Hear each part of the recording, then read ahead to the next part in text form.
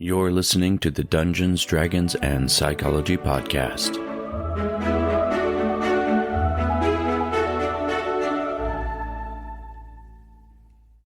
You're listening to the Dungeons, Dragons, and Psychology Podcast.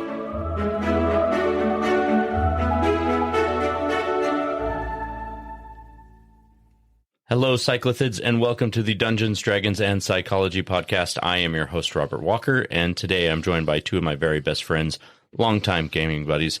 First, we have Chris Pohl. He's sitting here in the studio with me today. Chris, welcome to the show for the first time.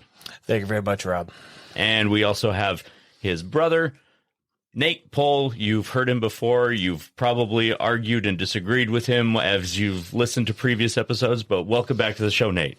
Thank you for having me back. Awesome. Very excited to have you guys here. I haven't been able to have Chris here in person for a very long time, so this is an exciting episode for me.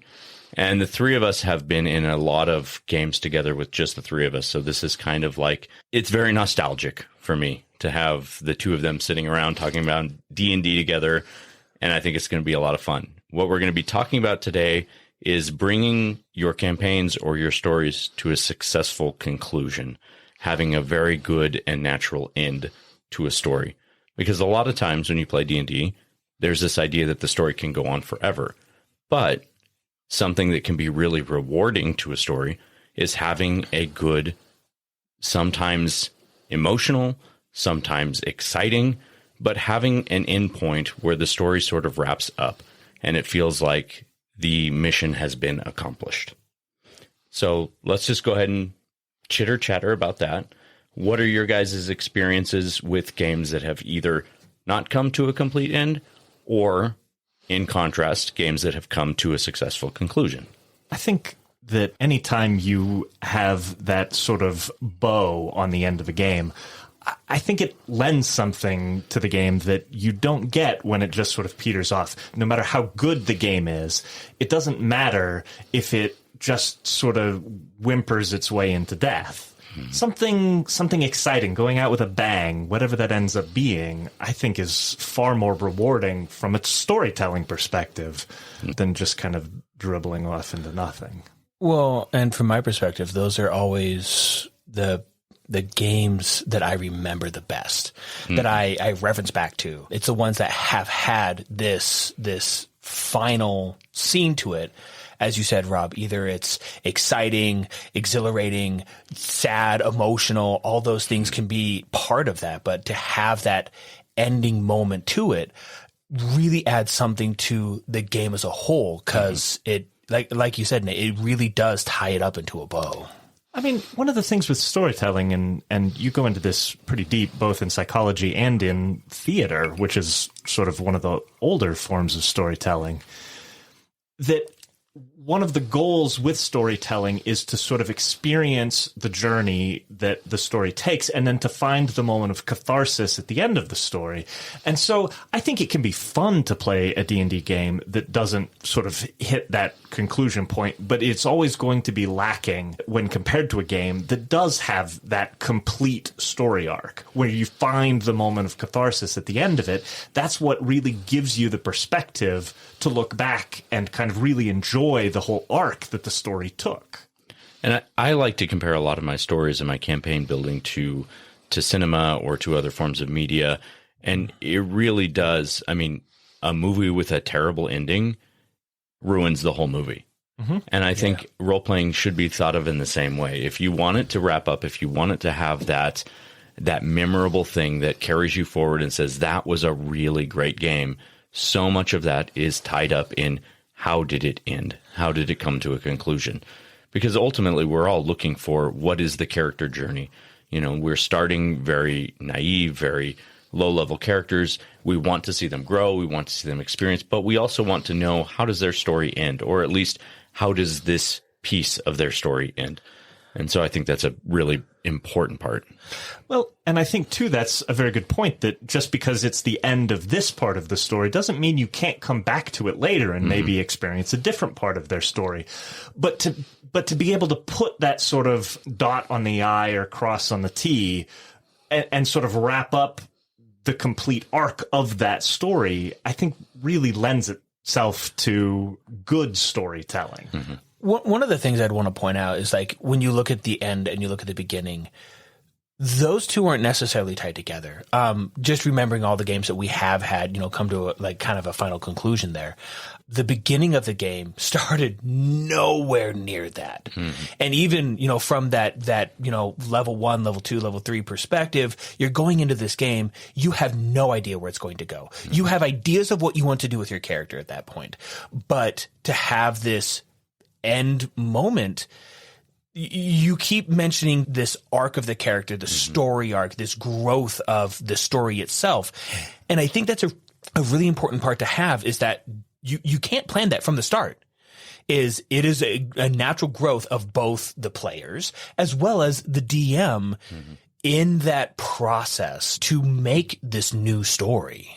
And isn't that the very key to collaborative storytelling? That the DM may have an idea where he wants it to end and maybe has some sort of notion of how you're going to get there. But as soon as you get the players in the room, sometimes that doesn't stick. Like sometimes you go off the rails, and sometimes those can be very fun stories too. But being able to look at where you started and where you sort of ended up, I think that growth, both in sort of numerical character kind of language, but also in terms, even more especially, of the growth of the character as an individual. Right. So when I write a campaign, very often I build backwards, and I mentioned this in the podcast before. I talk about it in my book, but I do like to look at how do I want this story to end, if not necessarily the specifics, at least what's the feeling I want the story to end with. One of the games that the three of us played together in was, we call it the Elf game, but it was essentially a story of two brothers who were trying to save the elven people. And I knew at the end of that story, I wanted there to be a very big sacrifice that they were going to have to make, be it their life, be it their livelihood, something that they were going to have to give up all that they had earned for themselves for the betterment of their society. And part of the collaborative storytelling about that was making the choices that you two made as players to make it so that they were the right kind of characters that would be willing to make that sacrifice. So even though I had an idea, I didn't know exactly what that idea was going to look like until I knew what your characters were like and what would be the right sacrifice for them to make. I think that's a very good point. I think games where you play very selfish characters can be fun in a very short-term kind of way. But the truth is that when you have characters that are kind of insanely selfish, that gets old. And honestly, it gets kind of boring pretty quick, especially for everybody else at the table. But even as the one playing the character, like it's just repetition of the same one note, and that doesn't make a very good song. I mean, no matter what kind of character you make, at the core, it's still the same character. You can be a bard, you can be a fighter, you can be a barbarian, you can be... And if selfishness is your key, then it's going to remain your key. That is your driving force, and any character that is solely based on selfishness is, at the end of the day, honestly the same character. So how important do you guys think the concept of the hero's journey is to the idea of bringing a story to a successful or a satisfactory conclusion? I think it becomes immensely easier when you have characters who are willing to follow that journey, that sort of arc. And I think that really what it boils down to is creating characters who care about something outside of themselves.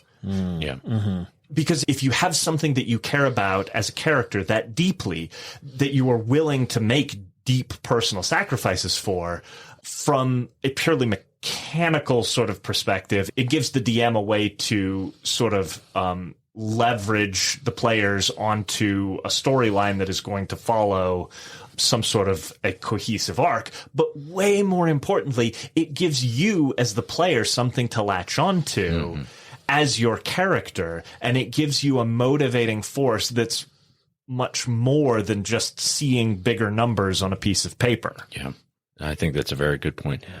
So one thing that the two of you have done really well in the games that I've run for you, and there's been a few of them, is whenever we start a game, you sort of go into it with the idea of we're going to start and finish this game, but you also start the game with ties to one another that make the collaborative storytelling process so much easier. And I think getting to that conclusion of the game so much easier because you're always on the same page. You're working towards relatively similar goals, or at least you support each other enough in the goals that you're each trying to accomplish that there's not this running wild and doing your own thing. Well, and part of that's because, I mean, literally, we are brothers. So, I've had to deal with this guy's crap how many times? And the reverse. But, at the end of the day, you can have that with people that are brothers or siblings or not, or just friends, or people that aren't even necessarily know each other that well. It's this idea that you've already talked about, Rob, of being able to give and take within the character's wants and needs. Mm-hmm. And that's where having someone who's willing to do that in a character is critical to being able to get it beyond just a whimper into the night versus having a final conclusion. Mm-hmm. How many of the best stories in books, in movies, in all sorts of storytelling forms, the best moments are the ones where somebody makes a huge sacrifice. Yep. It's Gandalf holding off the Balrog. Yes. It's Dumbledore sacrificing himself for whatever the hell the artifact was to kill Voldemort. I mean, these are the moments that create great stories because the character is so invested in what they are doing that you, as the audience member, become deeply invested, and their sacrifice moves you. How much more then will it move you as a player to be the one making the sacrifice? I think you said it really well, Nate, one time in a previous podcast. You said sometimes that there are those moments where your character's actions can even surprise you as a player. And totally. Those are the kind of moments I think you're talking about, especially is when it comes time for that, do or die moment, to be able to make the choice that is the sacrifice that maybe you weren't ready to make, but you knew it had to be done. And sometimes as the player of the character, maybe you're not ready for the story to be over yet. Mm-hmm. But when it truly what it comes down to, I think both as a character and in real life, is that it's a question of what are you willing to sacrifice and what is worth your life? Yeah. And I think there are certainly plenty of things out there that I would consider worth my life. Yeah. And that's also true for every character I play. What I will say in terms of tying characters together, I think it's especially easy for us because we are brothers. Yeah. But setting up characters where you are willing to make that kind of sacrifice for the other players at the table, for the other characters at the table. Yeah. Creates bonds between those characters and between those players that can really overcome a lot of hurdles. Mm-hmm. And the first person to make that move sets the tone for everything else that happens in the game. Because the truth is that watching somebody willingly make a sacrifice for you is an incredibly moving experience. Yeah. Like you feel a sort of a gratitude for that person that cannot help but carry even outside of the table. Mm-hmm. Yeah, that is very true. And I think that can even be done in small ways early on in the game. You don't have to get all the way to the conclusion to see such a thing. But even simple things like, being able to say, hey, this piece of loot would be really important to that character, even though if we give it to them, it means the rest of us aren't going to get that equal share. Yeah. Who cares? Make that sacrifice. Let the story go on. Let that character have what it is they need to make the party as a whole more successful. Well, and it's that this idea of everyone gets an equal share. And on the whole, after multiple, sessions, that share will equal out over time. But yeah, in this moment, in this minute, yeah, you may not get the piece that you want. You may not get, quote unquote, your fair share. But the fact is that you do create, honestly, a more powerful party. Mm-hmm. And through that, you yourself as a character can become more powerful when you have those that are more powerful around you as well. Mm-hmm. And even well past any sort of numbers on a character sheet, a party is going to be way more powerful when they are cohesive. Yeah. And you build cohesion through those small acts of sacrifice. Right. And it's this idea of cohesion, this idea of a party that is willing to honestly go to bat for each other, that, you know, when we get to this end game moment, end game scene, that you can really have these extraordinary moments of either sacrifice or triumph, or, you know, take your pick. Because to get to that sort of a finishing conclusion takes the cooperation of everybody at the table. Yeah, it really does. Yeah. Yeah. It's DM included. Obviously they might have a story in mind, but the really important thing to remember is it is collaborative storytelling. Their story is never going to be great unless they allow their concept to be altered by the choices of the players at the table. And you're never going to come to a satisfactory conclusion if you don't take into account what the conclusion should look like for the individual players that are playing at your table. Well, and it's this interesting idea that the story is one person's, and it never is. And when you have a selfish player, or honestly a selfish DM, that really speaks in the story itself, because it's stilted, because you don't have this player cohesion. You don't have this story cohesion. You know, I've always kind of viewed the DM as the narrator of the story. Yep. They do set the world. They do, you know, help with understanding and choices and things like that, and set consequences as well. But the fact is that the world and the party and their movement through the world is a story, and you all really play into that. And when one person or another person doesn't do that, that's when people become disinterested, and it just peters out. So I do have to ask you guys, because the three of us in particular, I know we've had enough stories that have come to pretty epic and satisfactory conclusions that this is something that we can look back on and say, like, oh yeah, those are definitely the best games. Can you identify or think of any mistakes that are made along some of the games that have fallen apart that made it so that you couldn't get to that conclusion? Is there anything that really stands out as this is really where things go off the rails and keep that from happening? When you try to prolong a story beyond its end date.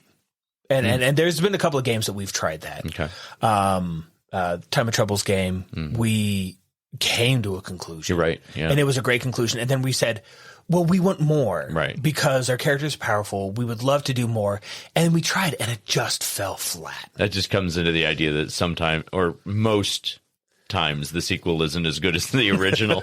There's a lot of truth to that. What I will say, the Time of Troubles game, I actually think we did come back to it once successfully. Yeah. It's when we tried to dip back into that well the third time that I think that's fair. Yeah. it sort of had lost a little bit of its magic. Yeah. Yeah. The example I was actually thinking of was the sequel that we tried to put together to the Elf game. Yes. With the offspring of those characters, because they died at the end of that game, sort of made that ultimate sacrifice. I think one of the things that we ran into with that sort of sequel game was that remembering those old characters so keenly, I think everybody involved in that came to it with maybe a few too many preconceived notions of what that story was going to be. And when those ideas failed to mesh up, sort of as well as maybe they could have, I think that's where it kind of lost some of that cohesion. Too many people pulling in too many different directions. So on that note, then, do you think it is probably better, or you're probably more likely to have a successful conclusion to a story if it's a fresh and new story? It's not something that you have any sort of preconceived ideas about? I'm not going to say that one is impossible, because certainly you can come up with fresh ideas and sometimes those don't work either. Yeah. I do think that there is some inherent difficulties to coming back to an already told story and trying to get something new out of it. I think there are some very specific challenges to that, but I also think that maybe experiment with it in your groups. I mean, who knows what you guys will find works best. I think that there are some people who very successfully keep coming back to the same sorts of stories and do manage to sort of prolong that. I just don't know that it has been my experience that is the easiest.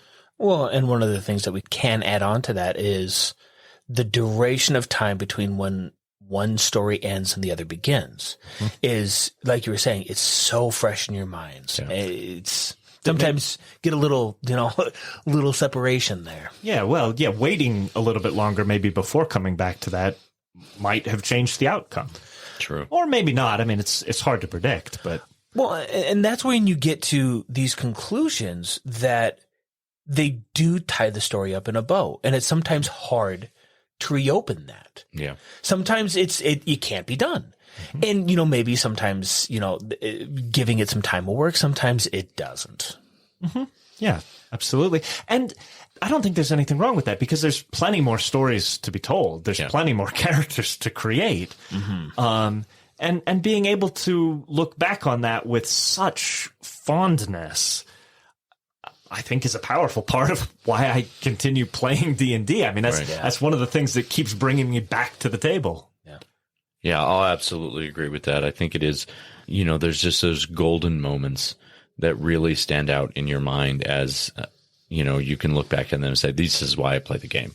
Whether it's a ridiculous NPC that causes the entire party to burst in laughter, and then they just have like a whole session of, telling jokes around the table and just laughs with your friends, or it's like a piece like we're talking here of a story that comes to a great conclusion and you feel like I got to live this life and see it through to its conclusion. And now I've got that piece of memory forever implanted of how beautiful it was. So I got a question for both of you. How many stories that haven't concluded, how many games that we've played that haven't concluded do you remember vividly? We'll be right back. Hey there, listeners. Are you enjoying the show? I hope you are, because I truly love bringing you thought-provoking ideas and amazing TTRPG content every week. But you know what? I need your support to keep this podcast going strong. Have you thought about becoming an official cyclithid by becoming a patron of the show? By joining my Patreon community, you'll not only be helping me continue creating great episodes, but you'll also get some fantastic perks along the way. Imagine having access to exclusive bonus episodes that are available only to our Patreon supporters. We dive deeper not only into the topics that you love, but topics that you, the patrons, help choose. And you can see raw video footage from some of our favorite guest interviews. But that's not all. If you become an Elder Brain Cyclithid patron, you'll get an autographed copy of my book, Session Zero, the DMG to Writing Great Campaigns in Any System, mailed right to you. You can even message me and request a custom monogram to really impress your gaming table. And here's something really special. When you become a patron, you're actively supporting the growth of this podcast. Your contribution goes directly into improving the show's quality, expanding our reach, and bringing amazing guests within the community on the show. Becoming a cyclithid is super easy. Just head over to patreon.com/dungeonsdragonpsychology, or you can click the support the show link in the show notes right now and choose a tier that suits you best, whether it's a small monthly contribution as a cyclithid tadpole or something more substantial. Every bit helps this show grow in a big way. I want to say how deeply grateful I am to the cyclithids who have already made a huge difference by supporting the show. You're the reason I can continue creating the content you love. So thank you for listening, and thank you in advance for all of those who choose to become official cyclithids. I appreciate you more than words can express. I would personally say very few. But the ones that I do remember, it's typically what I'm remembering is the reason why the story didn't come to a good conclusion. I'm remembering what the problem was, what the breakdown of the story was, what it was that caused it to go off the rails, and all of us to throw up our hands and say, okay, time for a new game. I would say single digits, and probably low single digits. I would say in terms of games that were truly memorable that didn't have a good ending. I don't mean a happy ending. I mean a good, solid ending. 2 that I can think of off the top of my head. I might be able to dig up a third if I thought long enough. I don't think I would get much more than that. So when it comes to the ending itself, what stands out to you as the best sort of endings for most stories? Is it the sacrifice, or is it the triumph? Is it a mixture of the two? Which ones are most meaningful to the two of you? Yeah, I think the most meaningful to me, the ones that are absolutely at the peak of sort of storytelling success for me, are the ones that involve massive heroic sacrifice. Mm-hmm. But what I will say is that I don't think that I would want every game to end that way. Sure.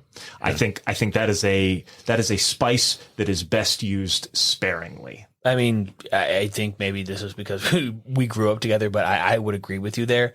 That idea of, I don't know if martyrdom is the right word, but almost that. This idea of sacrificing for a greater good. Absolutely. Is near and dear to my heart. I think martyrdom is a good word for that. Yeah, it's exactly what we're talking about. Yeah, that gets me like no other.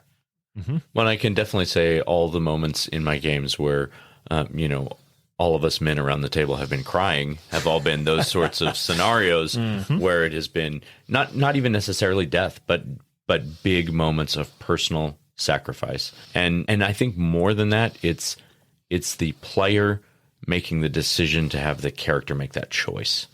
Mm-hmm. It really boils down to, I think, if the player doesn't have the agency of choice, then the sacrifice is never as meaningful. Yeah.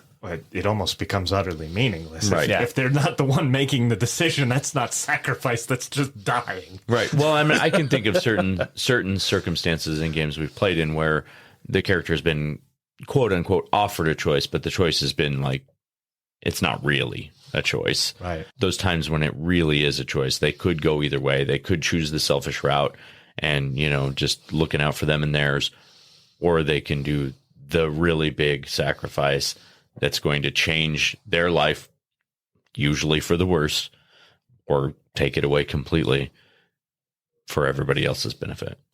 Well, and it's interesting because I want to go back to the hero's journey for a second, because your character starts to mean more than just what you were putting into it, if that makes sense. Like, there is a community that you have grown to know, and they love or hate you, or you have a meaning to them.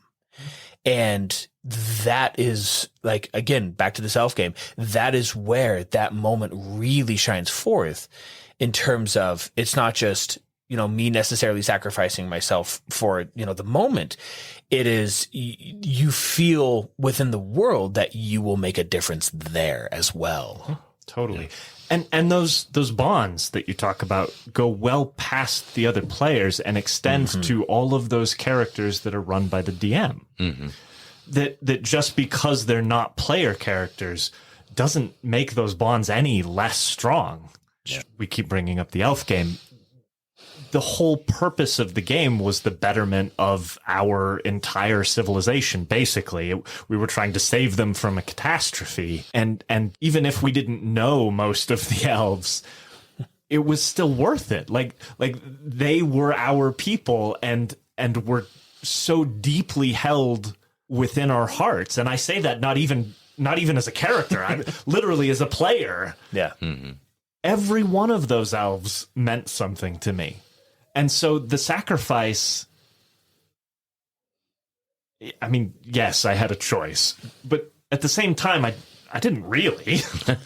I mean, not to sacrifice would have been literally a betrayal of everything that had led up to that moment. Sure. No, I think, and you make a good point. And in that game specifically, it's a great example of what you were talking about, is you were making the sacrifice only for DM PCs, like NPCs only, because both of you were sacrificing your life. There were no other player characters in the game. So literally all you were doing was from all those, supplemental characters that you met throughout the world played by the DM. I wonder if that might be the one of the few party-created TPKs. That's true.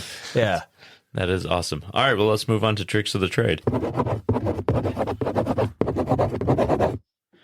Okay, so for today's Tricks of the Trade, I thought it would be fun to discuss some ideas of what would be a really cool ending to a campaign. I could actually go ahead and get started. A scene that really is standing out in my head right now, and it's probably because we've been talking about this elf game, and it reminds me in a lot of ways of the Tony Stark moment at the end of Avengers Endgame, where he is making that great, huge, epic sacrifice. He's sacrificing truly his happiness. He had finally had the life he had always hoped for and was living in a way that I don't think he ever thought he could live. And then he has to sacrifice himself for all of humanity, essentially. But it was just that moment of like pure selflessness from the most selfish of characters. So I think finding a moment where you can have a character who is the unlikely hero take a stand would be a really good way to end a campaign. I think for myself, actually, Frodo Baggins comes to mind. The ability to do something that they don't want to do from the start and get to the end and survive and then realize that you must walk away. That you've done everything that you could have done. You got done what needed to get done. And you have to leave. And you have to walk away from it all. I think there's something very fundamental to the human condition in that story, and it's the concept that you can't go home. When you spend that kind of time away, and especially those sorts of experiences, that kind of pressure, even if home hasn't changed one little bit, you have changed so much that it doesn't fit the way it used to. Right. Yeah. I mean, we all look back with nostalgia about what our lives were when we were children, about how easy things were, how much fun we had, how great things were. But I think a lot of times we would be like Frodo if we were to actually go back to our shires and see our lives. All of our experience and all of the things that we've been through and fought through and dealt with completely change our ability to enjoy that peace and that moment anyways. I think you're very right about that. Ahem, hero's journey. Yep, exactly. Truly. I feel like I want to go with an ending moment that maybe isn't quite such the heroic sacrifice. I think we've touched on it a lot. I think there's something to be said with ending the game in a place where you have a great deal of success. You have overcome some sort of giant hurdle, and you get just maybe a little bit of an epilogue sort of episode where you get to embrace the character's transformation from heroic struggle to more mundane responsibilities. It's saving the kingdom, drawing the sword from the stone, and now you're settling in to rule the kingdom. And maybe that isn't worthy of a whole lot of role play at the table. Maybe you don't want to chase that too far, but chase it just a little bit so that you get to experience that catharsis of settling into the reward for all of the struggle. I like what you're saying there. It actually reminds me of the Wheel of Time series, where you have this whole long epic of Rand al'Thor finally getting to the end, finally facing off against the Dark One. And then the last chapter is basically, I'm going to go live in peace and smoke my pipe, and I still have all these great powers, but I just want to live a normal life now. I just want to chill. And isn't that Elminster too? It really is. In a lot of ways. Absolutely. I mean, they continue to drag him out of retirement for a long time and sort of throw him into the middle of things because it made great books. But in the end, he always came back to his little tower in Shadowdale and sat there smoking his pipe. Like that was sort of his goal in life, was to get back there. And the rest of it was just sort of what had to be done. Awesome. Well, thank you both for joining me today. Cyclithids, if you like this episode, please subscribe to the podcast. Leave me a review on Spotify or Apple Podcasts. And always check out my book. It is Session Zero, the DMG to writing great campaigns in any system. You can find a link to that book in the show notes, and you can also find it on Amazon. And I do want to make an announcement. We're going to continue new episodes through the end of October, and then we're going to break for the season finale at that point. We'll have 2 months off and come back at the beginning of the new year, 2023, with season 2. We're going to be reformatting the show a little bit and making some improvements to our broadcast. So just stay tuned for that and stick with us in the meantime. And until then, we'll see you all next session.